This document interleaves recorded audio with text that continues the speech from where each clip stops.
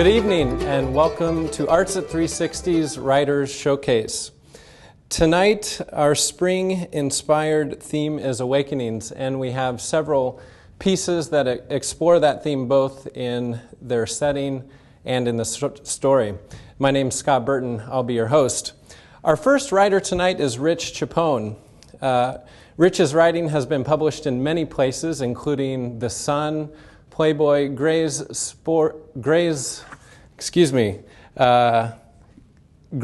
Sporting Journal, and Alaska Magazine. He teaches in the MFA program at the University of Alaska Anchorage and also at Kenai Peninsula College.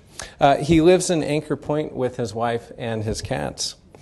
Our reader is Brandon Demery. He is a graduate of the Juilliard School and is a director, actor, and teacher of theater. He's been a company member of Perseverance Theater since moving to Juneau in 2006. Brandon will read a piece from Rich's book, Opening Days, titled The Winter Face.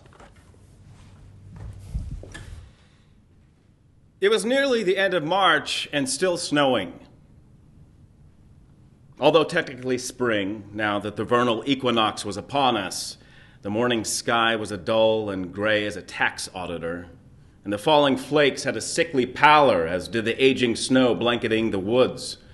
Somewhere out there, under a winter's worth of white stuff, was a box of flies that fell from my vest on the way down the hill to the river last fall.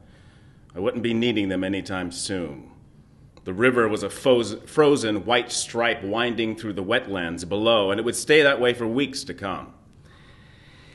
There's a reason no one ever talks about the dead of summer or the summer of our discontent. There's a reason Stravinsky's Rites of Spring sounds like the works of a madman, and that March is a good month to murder a Caesar. Say what you will about the sun and the angle of the Earth's axis at this time of year, I know winter when I see it. I was not, I repeat, not suffering from seasonal affective disorder, a depressive condition common in the dark months at northern latitudes around the globe. SAD is caused in part by lack of sunlight and subsequent low levels of serotonin in the brain. On March 21st, even here in south central Alaska, I was receiving the same 12 hours of daylight bathing everyone else. Theoretically, I should have been as cheerful as the well-tanned souls who woke up on the equator that morning to 12 hours of daylight, serotonin positively coursing through me, theoretically. No, this wasn't about light. This was about snow, and this was about ice.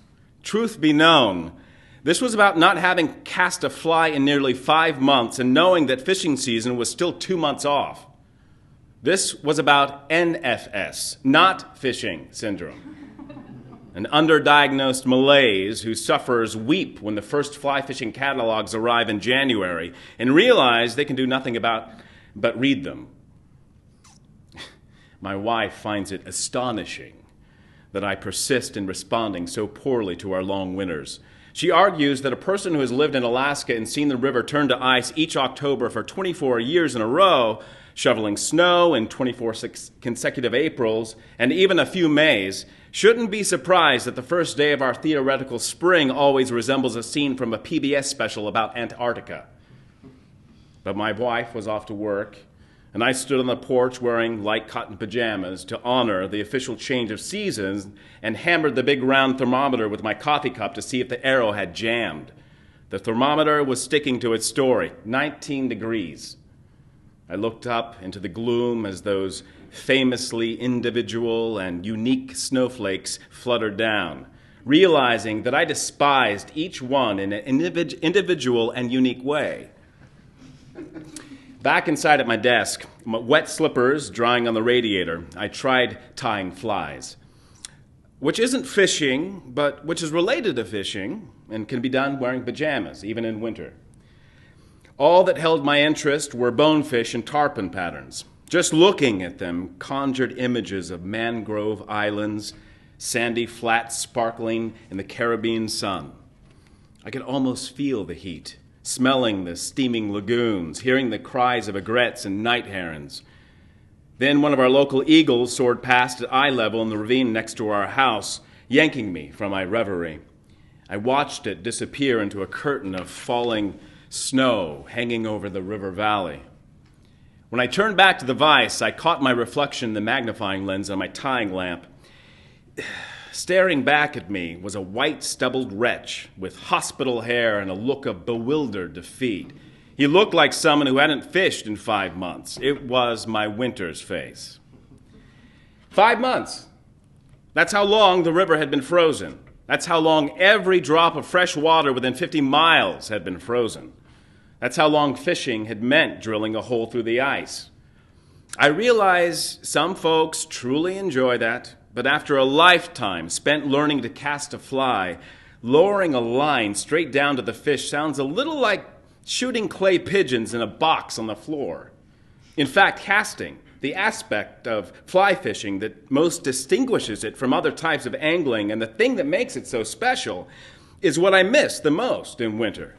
The pleasure of getting the line in the air and putting the fly where you want it almost makes up for the knowledge that real salmon eggs, flashing spinners, or deep-running plugs often catch more fish than our fur and feather insects do. So I decided that, winter or no winter, if I couldn't fish, at least I could go outside and practice casting. Even if medical experts have failed to make the obvious connection between lack of fishing and winter blues, their advice to fight depression by getting outdoors and exercising is sound. It's either that or keep moving cocktail hour a little earlier each day, until one morning in February, you find yourself dunking your Pop-Tart in a vodka tonic while staring at a television where a Pennsylvania groundhog studies its shadow. But the real reason I needed to practice was that in a couple of weeks, I was going fishing in Mexico, where long, accurate casts are often required.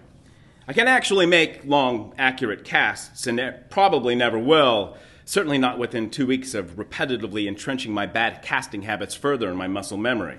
But the thought that my sloppy casting might make our Mexican bonefish guide mutter things about me in Spanish, or worse, in English, was enough to convince me to venture out in the winter wasteland, rod in hand. And I wanted time for it to coincide with my wife's return from work to make it appear that I'd been doing something besides moping around the house all day. So, around 4 o'clock, I got dressed, climbed into my boots, picked up my 8-weight, and went outside. We built our house in a dense spruce forest, and it remains a dense spruce forest to this day because my wife is on a first-name basis with every tree. Now, I might as well suggest microwaving one of the cats as to crank up the chainsaw in her presence. Consequently, we have no yard, just snow-laden conifers closely encircling the house. The only patch of open ground is behind the shop, where the spruce fade to willows and muskegs sloping down toward the river. With snow falling since Halloween, I was post-holing up to my zipper as I waded into the drifts to practice casting. The weight of a rod felt like fishing, and it beat pacing around the house, wondering how long it was until cocktail hour. I laid a 3-foot chunk of 2x4 on the snow at the edge of the forest, stepped back and squinted at it until it became a bonefish. Of course, in real life, I will never see a 3-foot bonefish. And if I do, I'll have a heart attack and collapse into the sea before I manage to get a cast off. But I needed a large target. 50 feet off from the boardfish, I stripped out line and decided what direction it was swimming and which end was its head. The first few casts fell short, the line catching on the crusted snow. I threw harder. The fly, a huge pink tarpon fly with a hook clipped off, lofted on the breeze and landed a dozen feet behind the bonefish. Double hauling ferociously, I finally got some distance, only to drop the line right across the boardfish's back. I could barely hear the guide sucking tropical air over his teeth. So it went. Sometimes I actually made a good cast, laying the hot pink fly in the snow a few feet in front of the 2x4 and imagining myself replicating that cast on my first live Mexican bonefish. I ignored the cast that went nowhere because I was standing on the line, and the ones that slapped the back of the boardfish or landed way behind it, and the ones that sailed into the spruce trees beyond. Now, when I got to Mexico, all my cast would be like the one that landed where it was supposed to. The trouble with casting practice is that it's no more interesting than other forms of necessary exercise. Without an actual live fish to cast to, I lost interest in about 9 minutes. It was snowing again. My legs were wet, my fingers too numb to control the line, itself so cold it coiled like wire. I considered cutting silhouettes of more realistic fish from plywood, bonefish, tarpon, snook, some tailing permit, maybe a mutton snapper or two. I'd set them all over the snow and stand in the middle, rotating like a dervish, casting at will.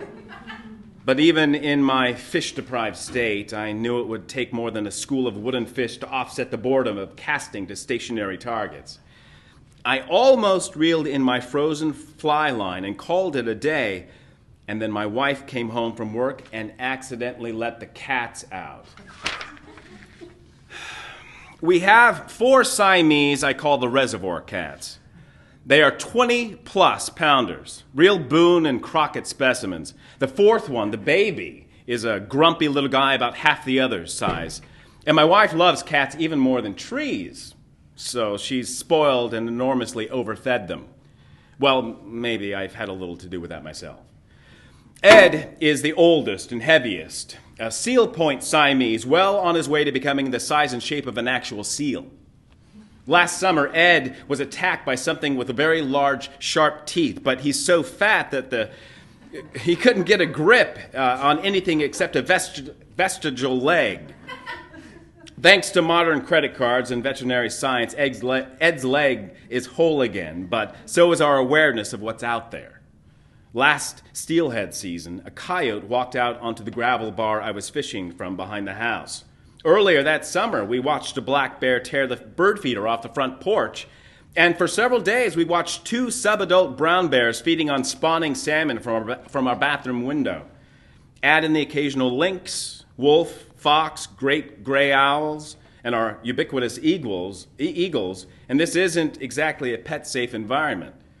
And even though Ed's close encounter likely involved nothing more exotic than the neighborhood's pugnacious Jack Russell Terrier, the cats are no longer allowed outside, and thus they spend every waking hour plotting an escape.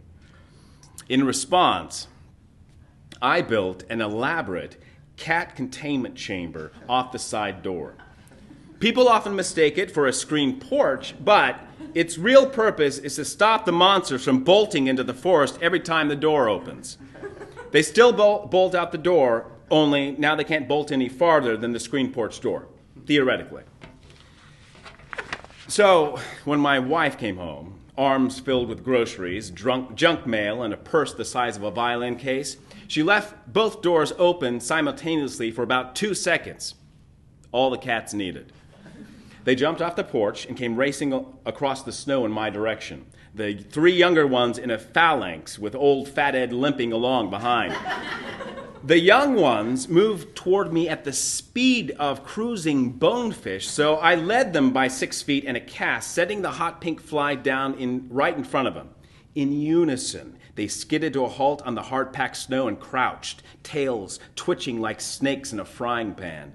Ed came staggering up behind, panting. I gave the fly a little strip, and the pink feathers hopped across the snow like a mouse wearing its grandmother's hat. The lead cat, Blizzard, a big flame-point Siamese with bright orange ears and a freckled nose, pounced so hard he sank through the crust up to his belly. I yanked the fly another foot, and the other 3 cats jumped all over each other trying to get it, except Ed. He almost rolled around like the pinniped he's becoming. Even the baby got in a couple of pounces as I picked up the fly and laid it back down among them again and again until I had them racing around in circles, snapping their teeth. It's hard to say if cats experience fun in the way we use the word, but I was having a fine time. Then my wife came out and tried to recapture them, and they fled in 4 directions, leaving her standing in the drifts in her good clothes, saying something about the kind of man who would tease cats with a fly rod. I wasn't listening as closely as I might have been. Fast fishing like that doesn't happen every day, especially not in winter. It was the best I'd felt in a month.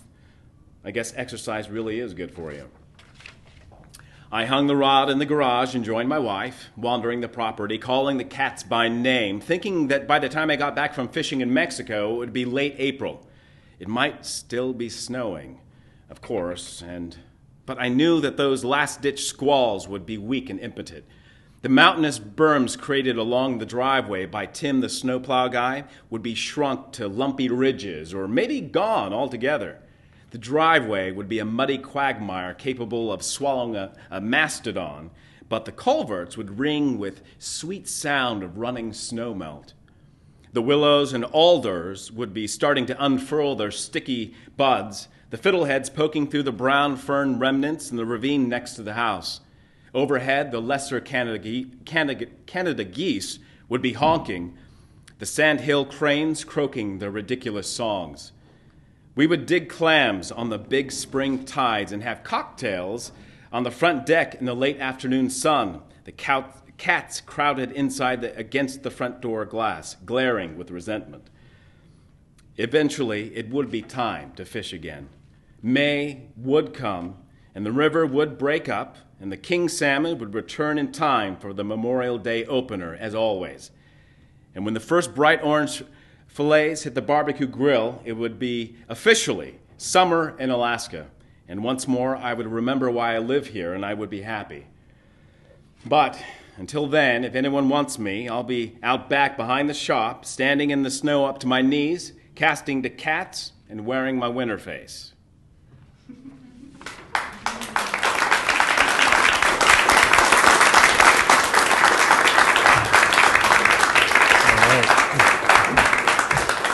Our next writer is Sherry Simpson. Her essays, articles, and reviews have appeared in numerous publications and anthologies. She teaches in the low residency MFA program at the University of Alaska Anchorage, Pacific Lutheran University, and is faculty of the annual Kachemak Bay Writers Conference in Homer. Our reader is Christina Apathy. Christina hails from the Gulf Coast of Florida, lived in New York City's West Village, and Juneau now for 7 years. She is an actor and a singer and the recipient of several awards. And Christina will read a piece from Sherry's book, The Way Winter Comes, titled Natural History or What Happens When We're Not Looking. It wasn't easy, clambering 40 feet up the stony bluff of greenstone and slate for a better look across the water. Otter biologists call this kind of high, protected place an altar. I feel something like a supplicant as I kneel in the moss to study the oddments strewn beneath a twisted young hemlock. A half-dozen sea urchins lie cracked into green and lavender hollows. The shells of blue bay mussels scatter in pearly constellations, and chalky steamer clams rest in the moss like weathered bones.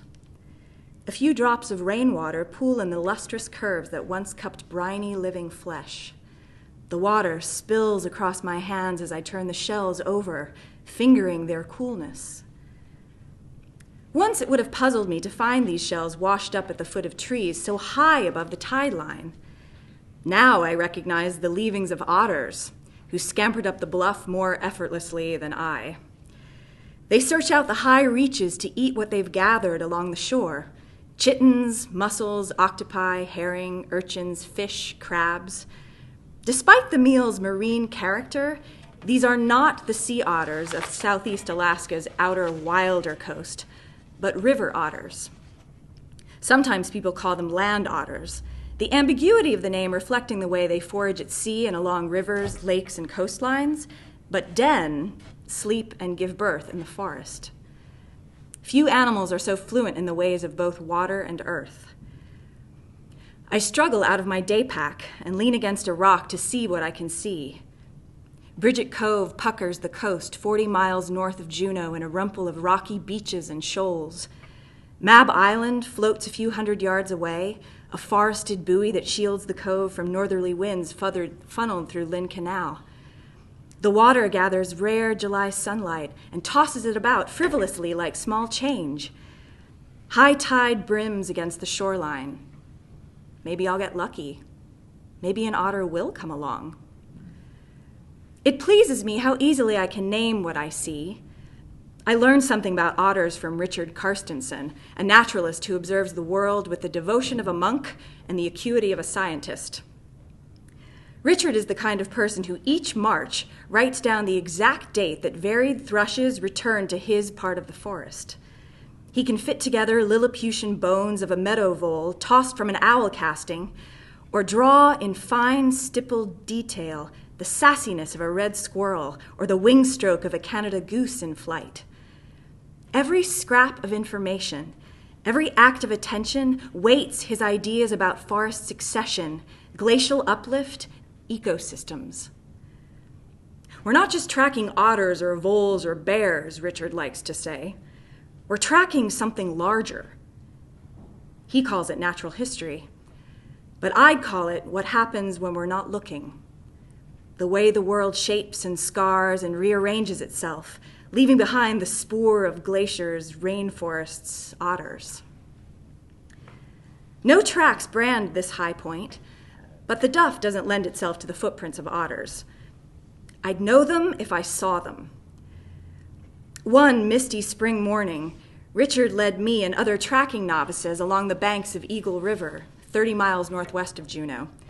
We knelt to study 5-toed otter tracks pressed into glacial silt. So clearly we could distinguish claw points and even webbing between the hind toes. 3 inches or so across the tread, an otter's prints spread large enough to be mistaken for a dog's. A dog has 4 toes, though, and usually lacks the sense of purpose revealed in the direct course of an otter. By learning to read tracks, to name what I see, I understand for the first time the way every living thing somehow inscribes its passage through the world. All we need to do is look for the markings, decipher the signs. Now, when I tramp through the tidal meadows near Eagle River, whose glacial waters spill into a delta 30 miles northwest of Juneau, I search along salt marshes and riverbanks for clues. Sometimes the grass reveals where otters have wrestled beach rye into secret beds to mark their territories. Along a grassy dike, rain dissipates otter scat dense with thready fish bones and the rosy splinters of tiny shells, and I crouch to sniff the pungent odor so I will recognize the territory of otters. I peer into shadows, eddying below spruce trees, looking for dens hollowed among the roots. Besides sloughs, I inspect mud for skid marks that show where otters slip into the water. Once, near Eagle River, a friend spied on a family of 5 otters frisking on a slide. She described the way they skidded down the muddy chute, splashed into the slough, and then romped back up the bank over and over. It was as if a magician had parted the curtains for a few moments to reveal backstage sorcery usually unwitnessed. My friend's account of the otter's unselfconscious play fills me with envy and longing.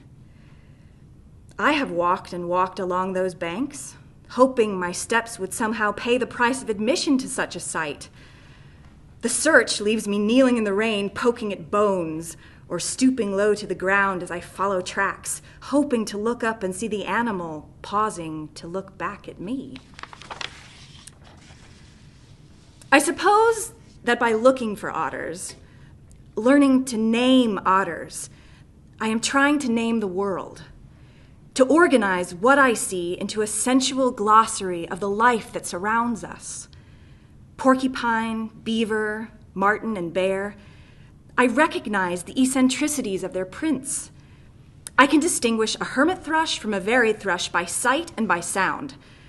From afar, I know the difference between a sea lion and a harbor seal by the shape of their heads, their motion through the waves. Paging through pictures and descriptions in field guides to birds and flowers, mushrooms and mammals, I try to divine a deeper meaning from names both English and Latin, echoes of my forgotten Catholicism. Corvus corax, I murmur, at the derisive croak of a raven. Strongylocentritus droebachiensis, I sound out, wondering how the name of a green sea urchin can stretch longer than its spines. I intone scientific nomenclature as if reciting fragments of lost poems. Nereocystis luetkiana, bull kelp. Ursus arctos horribilis, brown bear. Lutra canadensis, river otter. Say it again, like an incantation. Lutra canadensis. Names are the tracks people leave, autographing the world as we go along, practicing Adam's original trade. We name and name, believing that once we name something, we know it, we own it. It is a comforting act. Early explorers to Alaska often called strange marine creatures they encountered by the common names of animals already known to them. Perhaps they craved some familiar hold on a landscape that must have overwhelmed them. So the sea otter was known to Vitus Bering's 1741 expedition to Alaska as sea beaver. Sailors knew the fur seal as sea cat by its long feline whiskers. Russian hunters called the gentle northern manatee a sea cow and ate them into extinction within a quarter century. George Steller himself, the first Western naturalist on these shores, lent his name to the sea cow, the sea lion, and the brilliant blue jay that stays the winter. A mysterious creature he glimpsed in the Gulf of Alaska he called a sea ape. Each creature was likened to some unrelated animal rather than being named for its own remarkable self. I am no different. I take refuge against the heave and tangle of life by classifying, ordering, sorting out the world and its belongings. Not content to simply admire the pink blush of a certain flower that grows in the shade of a giant Sitka spruce, I hunt through a wildflower guide, comparing photographs, reading descriptions, finally discovering what I believe to be its true name, Calypso bulbosa, calypso orchid. And yet, when I look from the picture back to the flower, the bloom trembles slightly in the breeze, not any truer than it was a moment before, nor any pinker, nor any lovelier. Name all you want and see where it gets you. What can names reveal of the world?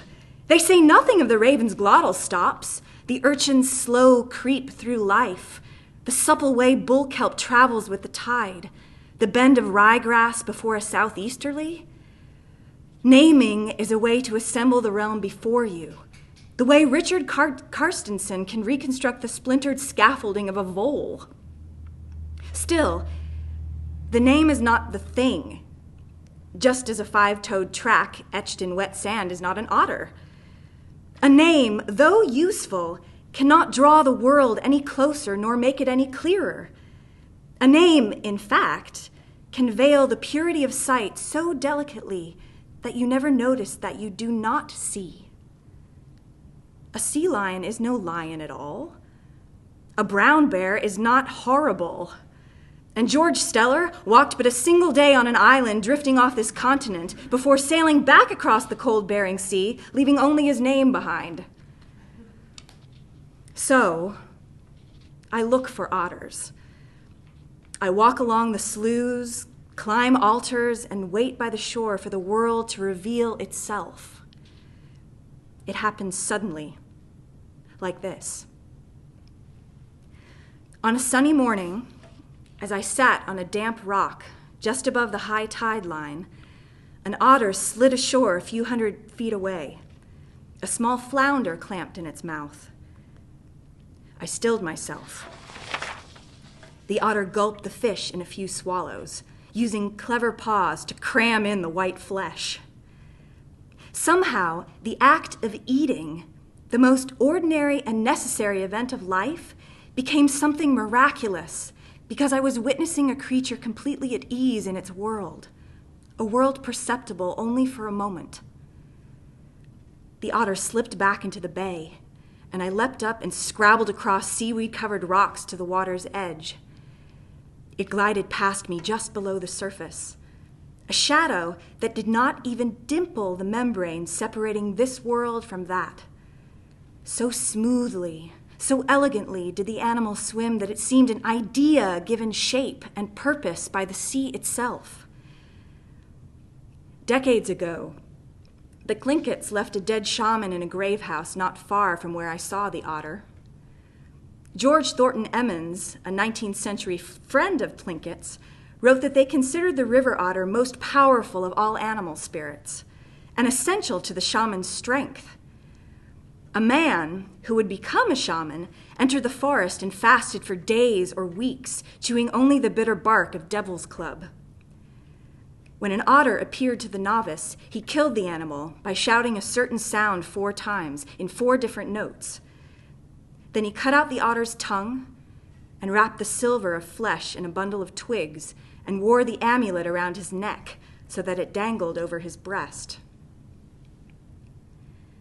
I cannot expect to know the true names of animals or how to call them to me or the proper way to carry their tongues near my heart.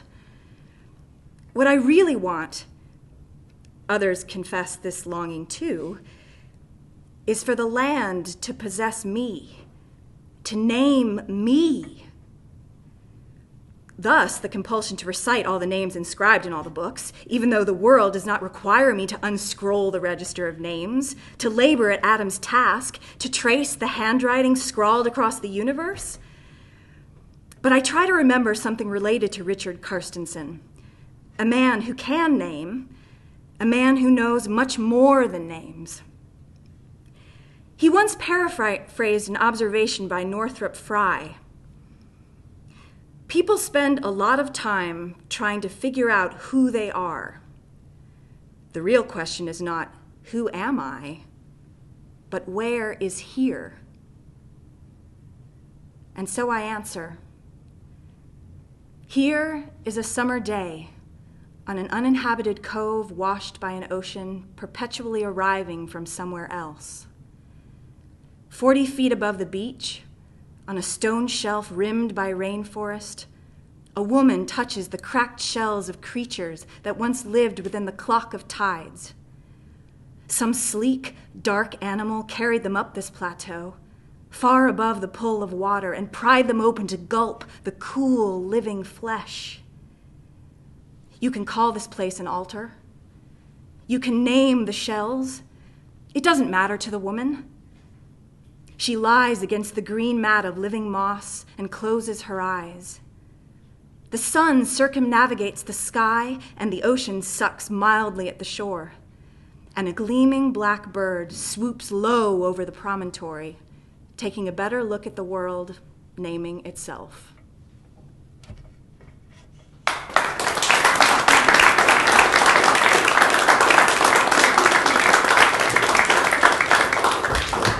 All right, our next writer is Tim Lash. He grew up in Virginia in a house with 10 younger brothers and sisters: Michelle, Deborah, Rebecca, Josiah, Jacob, Nathaniel, Abigail, Mariana, Elijah, and Ezra. And he was homeschooled through the 12th grade. His writing has appeared in numerous places, including the Washington Post and Perseverance Theater. He recently received an MFA from the University of Alaska, Anchorage, and he now lives in Juneau. Our reader is Corin Hughes-Skandijs. He's lived in Juneau for 9 years, originally hailing from the old woods of West Virginia. He's a writer, director of short films, and sometimes actor with Perseverance Theater, and a self-proclaimed musician at heart. He will read Tim's piece, The Figure in the Purple Jacket. I loved the silly, silly man with the curly hair, the top hat, the purple jacket. I loved it when he limped down the red carpet with his cane, how he fell into a somersault and came up smiling. I loved the funny things and how he said things in such a funny way, like, invention, my dear friends, is 93% perspiration, 6% electricity, 4% evaporation, and 2% butterscotch ripple. I loved the movie Willy Wonka and the Chocolate Factory. A lot of kids did, but they didn't see what I did. When I looked at the silly man with his goofy jacket and his sad blue eyes, I thought of Jesus. In my family, we did a lot of thinking about God. We lived in the woods in a big house where my parents homeschooled my siblings and me. After dinner, every night, we sang 3 or 4 hymns and had a 45-minute Bible lesson from my dad. He knew the Bible front to back and wanted us to learn just as well. One of the things he taught my brothers and sisters and me was that anytime someone in a story spoke or acted like Jesus, the name for that kind of person was a Christ figure. The search for the Christ figure became a secret hobby of my childhood. So when Jesus spoke to his disciples on the Mount of Olives, he said strange things like, "When the Son of Man comes in his glory, he will separate the people one from another as a shepherd separates the sheep from the goats." And when Wonka stood in a room full of chocolate eggs, surrounded by Charlie and other kids, he showed them how the factory determined which ones were worthy and which ones weren't good enough. Wonka said, "The egg indicator can tell the difference between a good egg and a bad egg. If it's a good egg, it's shined up and shipped out all over the world. If it's a bad egg, down the chute." Pretty soon, I figured out the whole movie. Wonka said to Charlie at the end, "I had to test you, and you passed the test. You won." The chocolatier took Charlie up in the clouds and rewarded him by giving him the factory. I remembered the story that Jesus told about a rich man who said, "Well done, my good and faithful servant. You have been faithful with a few things. I will put you in charge of many things." It boggled my mind that Wonka and Jesus were so much alike. But I didn't tell anyone about my theory, not even my dad. I kept my favorite Christ figure hidden from everyone, except God, who knew everything anyhow. I daydreamed about flying in the sky with Jesus and looking down with him at the house in the woods where I lived. I wanted somebody, anyone, to look at me with sad blue eyes and say, "You passed the test. You won." But first, I had to be worthy, and that meant I had to be good, really good. Better than Mike Teavee, better than Veruca Salt, better than Violet, who turned violet, better than everyone. That's what I believed. I had to be better than everyone. When you keep it up for half your life, trying to be better than everyone will wear you out eventually. If you keep preaching to yourself that you aren't good enough, you will become a wreck of a person inside and out. When I entered my 30s, I was barely treading water in the chocolate river of life. I didn't feel like Charlie anymore. I felt like Augustus Gloop, the fat loser in the movie who gets sucked up by a giant fudge tube and trapped inside the factory somewhere. After moving to New York and finding work as a professional do-gooder at a nonprofit called, of all things, the International Rescue Committee, I felt less worthy than ever. I ate too much, I stopped reading the Bible, and I visited more than 25 churches in the city. Most preachers, I thought, were haunted souls and sad clown types who needed to impress God because they didn't feel loved by God themselves. I knew the feeling. When I looked in the mirror each day, I saw a bad egg or a giant blueberry, not a human being. Around the time I turned 32, I watched Willy Wonka and the Chocolate Factory for the first time in years. At the end of the movie, during the scene where Wonka and Charlie break through the ceiling of the factory and whiz through the sky in the Wonkavator, tears fell from my eyes. As the credits rolled, I sat on the couch in Brooklyn, whimpering and feeling sorry for myself. A few days later, I finally got around to reading a memoir titled "Kiss Me Like a Stranger, My Search for Love and Art." It was written by a 72-year-old man born in Milwaukee.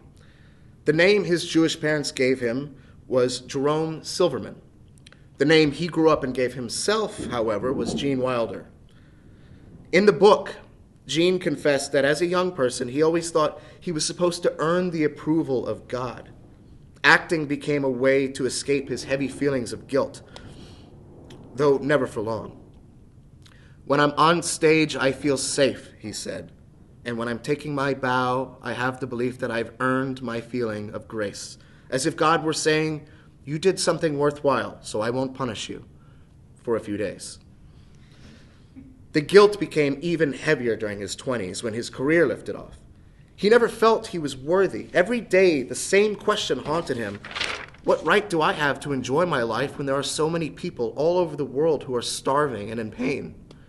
He felt like he was supposed to be on some special mission for God. not goofing around in Hollywood.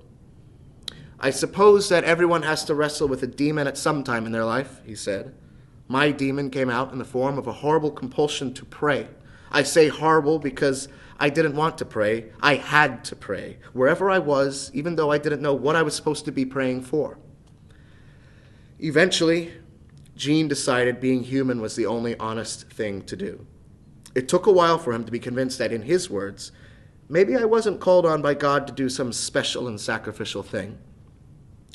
When his third wife, Gilda Radner, died of ovarian cancer in 1989, he confessed, I don't want to be a better person than Gilda.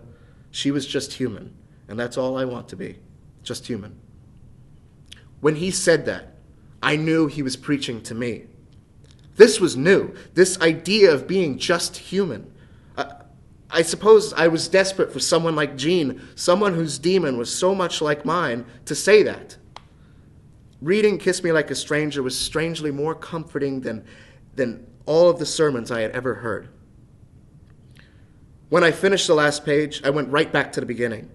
Only this time I did something I hadn't done before. I played the audio version at the same time, listening to Gene's voice with my headphones while I followed along in the book. As I turned the pages once more, Gene seemed almost present in the room, telling stories like an old friend. One of his greatest stories was about meeting the legendary comedian Zero Mostel. As Gene said, this huge, round fantasy of a man came waltzing towards me. My heart was pounding so loud I thought he'd hear it. I stuck out my hand politely to shake his, but instead of shaking my hand, Zero pulled me into his body and gave me a giant kiss on the lips. All nervousness floated away. I think Zero did it for that reason. That was pretty much what Gene's voice did for me. After spending more time with him, I felt my nerves softening into a kind of peace.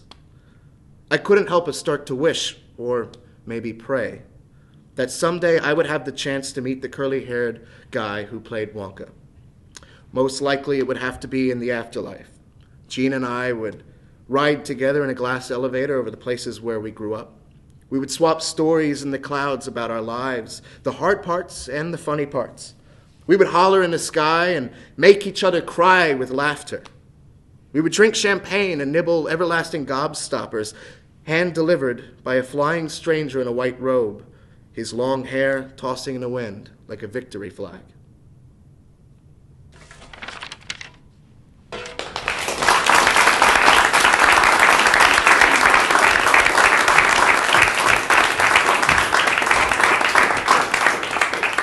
Our next writer is Greg Capito.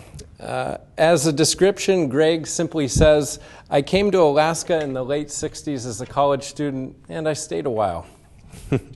Our reader is Roblin Gray Davis. He's a lifelong Alaskan performing artist born in Anchorage and currently living in Juneau. He's a founding member of Strange Attractor Theater Company.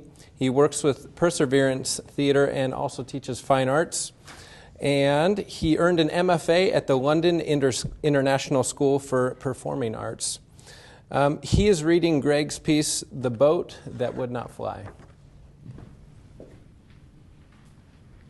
I had just been hired to spend the entire summer working on a fishery research project in Alaska. It was a perfect match. I was young, strong, looking for a challenge, and armed with the notion that I could do almost anything. Back then, the vast Tanana River drainage was a roadless wilderness composed of broad willow flats, birch-covered hills, and marshland. My summer home was a small one-room cabin situated at the base of a hill close to the river. There was no telephone or direct communication link with the outside world. Cruising in a 22-foot boat powered by a large outboard engine, I explored the swift chocolate-brown river and its clear water tributaries. I made my appointed rounds of catching, measuring, and recording data on fish of all kinds. I became a river rat, standing upright in the flat-bottomed boat with one hand on the throttle and the other on the motor's lift.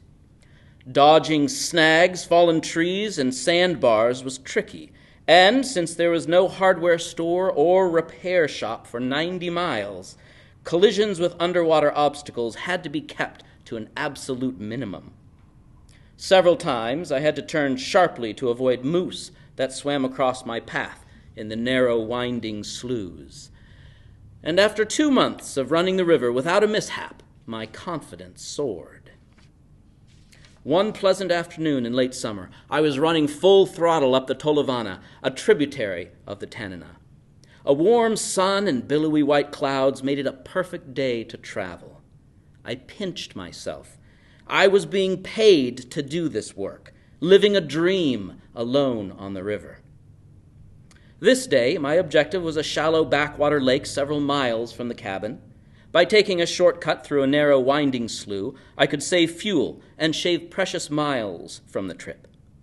I steered the boat from the swift-flowing stream into the narrower passage of the backwater slough. I weaved through the canal-like waterway at top speed, avoiding snags and blown-down trees without slowing down. Then something ahead didn't look quite right.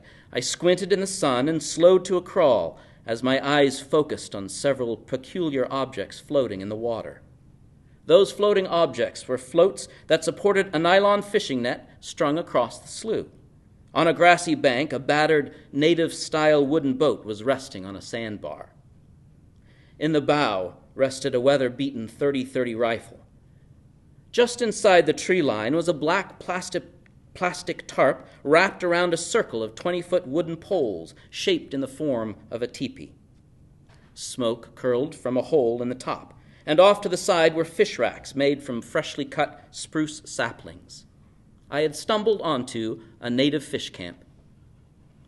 A short, burly figure soon appeared.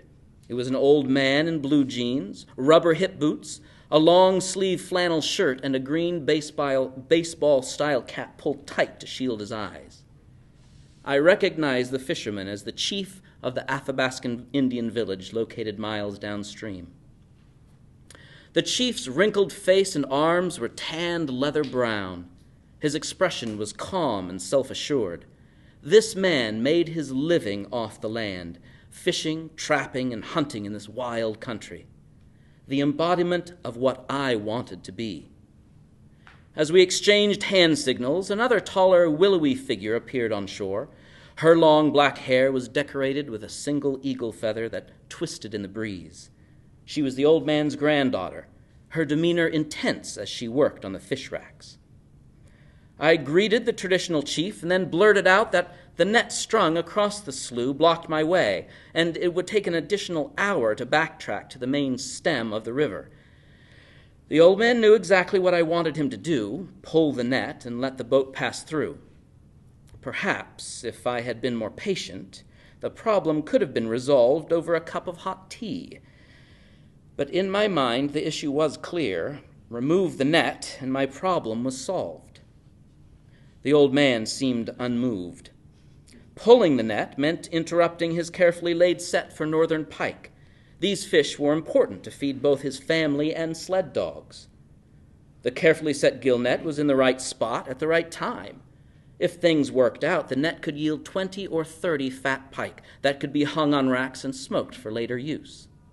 Disturb the set net fishery, and the pike might spook and avoid the net completely. So, in the old man's mind, the gill net would stay in place.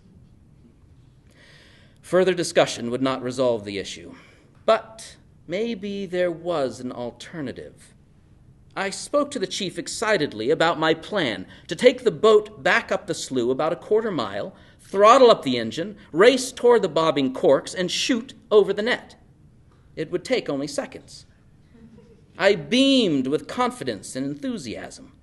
After all, I was strong and could do anything. Besides, what was the difference between jumping logs in the river and a gill net in the slough? I had dodged moose, skimmed over sandbars, and could make the 22-foot flat-bottomed boat do whatever I wanted. The old chief, a man of few words, was not impressed. He merely grunted and turned away at my idea. It was not clear if this guttural sound was a yes or no. I read his response as Go ahead if you must and try it. As the riverboat moved away from the camp and up the slough, I imagined the reaction of the chief's granddaughter when she saw the boat fly over the gill net.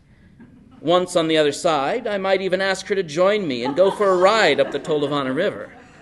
And how could the traditional chief say no? Both she and the chief would nod approvingly at my feet and know that I was capable, strong, and could make that boat fly. My secret wish was that the old man would recognize my skill, become a friend, and share his hard-won experience of how to live in the bush. As the riverboat turned into position, the two-person audience sensed that something unusual was about to happen. Even the slender white birch trees and yellow willows that crowded the shoreline seemed to lean forward to catch a better view of the action. With one hand on the throttle and the other on the motor's lift, the engine sprang to life, and the boat roared forward with the bow slowly lifting out of the water. At full throttle, the boat could make nearly 25 knots, more than enough to propel me over the net. The key was to lift the engine at the critical moment while the bow shot over the floating corks. With the engine's propeller temporarily out of the water, the stern would skip over the obstruction in seconds. If everything went right, this boat would defy the laws of gravity and fly. As the critical moment approached, my sweaty left hand began to exert the pressure on the lift necessary to raise the whirling prop out of the water. My eyes flashed toward the bobbing corks. It was now or never. With a grunt, I moved to engage the lift. And then it happened. Both of my feet slipped on the floor of the boat, and I lost my grip. It was that damn motor oil I carelessly spilled a week ago. The roaring engine tore into the bobbing gill net, and instantly the prop was strangled by a tangled mess of flying lead line, corks, and nylon mesh. I let out a shriek as the choking motor gasped to a halt. Suddenly, it was deathly quiet, and the old man and young girl stood motionless on the shoreline, their eyes frozen on the disastrous scene. Without looking up, I grabbed my hunting knife and began cutting away at the tangled mess, hoping to clear the nylon mesh, corks, and lead line from the prop. I noticed the old chief move toward his old green boat. There, in the stern, was the battered .30-30 hunting rifle. And for a moment, I thought I would be the first white man shot by an angry Athabascan in over 100 years. Now panicked, I worked feverishly, but to no avail. After 20 minutes, it became clear that the gill net was damaged beyond repair. As the old man approached, I screamed an apology and tried to explain what happened, but his expression did not change. He looked at the destroyed fishing net, shook his head, and returned to the tent. There was nothing more to say. It was nearly an hour before all the rope netting, lead line, and corks could be cut away from the prop. What was left of the mangled gill net was hauled to shore and piled in a heap. There was no way to replace the damaged fishing net. Returning to town, buying a new one, and then running back to the fish camp could easily take 4 or 5 days. By then, most of the fish would likely have migrated into the deeper water of the Tanana River. For the old chief and his granddaughter, it meant going without the fish upon which their subsistence lifestyle depended. For me, it was an emotional disaster. Knowing full well the consequences of my actions, I quietly left the camp and headed for the backwater swamps to sulk. It was now late afternoon, and the sun was warm on my shoulders. I cut the engine in a shallow lake and played over and over in my mind what had happened. Then a slight swirling movement appeared just below the surface of the water, and then another. Something was moving towards the boat. I grabbed a fishing rod and flicked a red and white spoon into the brown water. A hungry pike quickly grabbed the lure. Within minutes, there were 6 fat fish wiggling in the boat. The fall migration was on. As I stared at the squirming pike and began recording the necessary data, I had a revelation. I would not return these fish to the water. Instead, I would keep all the fish and give them to the chief and his granddaughter. It was the only way to make amends. I began to fish like a man possessed. In an hour, I landed nearly 20 pike. My wrists hurt from yarding the fat fish into the boat. By late afternoon, I had cleaned and washed each pike and laid them in a large cardboard box lined with ferns and sweet grass. In the gathering darkness, I raced back to the fish camp, hoping the chief and his granddaughter had not left. As I turned into the shallow slough, I caught for the scent of their campfire. I pulled in and stammered, "I brought you these fish. I know it isn't much, but it's the best I could do." Although his expression did not change, the old man was curious and inspected the catch. The shy young girl watched but did not approach. The old man said something to the girl in Athabascan, but still did not acknowledge my presence. I struggled to make eye contact, but it was not meant to be. "It's almost dark, and I've got to be heading back," I said, feeling even more uncomfortable. "I'll try to bring you some more tomorrow," and backed the boat into the slough. The next morning, I was up early and raced back to the fish camp. I would help them split firewood and then head to the lake and catch more pike for the old man and his granddaughter. But as I rounded the corner of the slough, both the tent and boat were gone. Only the vacant fish rack remained in the camp. Summer does not linger in the far north, and within days, spectacular fall colors descended on the flats, followed by cold weather that permanently shut down my fishing operation. Within weeks, I left the Tanana River and did not return. I never saw the chief or his granddaughter again. I've kept this story secret all these years, haunted by the foolishness of my actions. Now, in the fall of my life, it seems right to share these memories and the lessons about being patient, humble, and considerate of others. And yes, I wonder what might have been, and who I might have become, if on that beautiful day in late summer I had made a riverboat fly.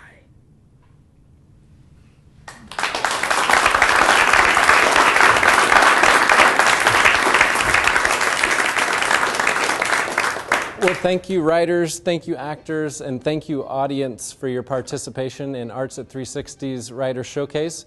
For extended biographies of the writers and the actors, or to rewatch the program, please go to 360north.org. Good evening.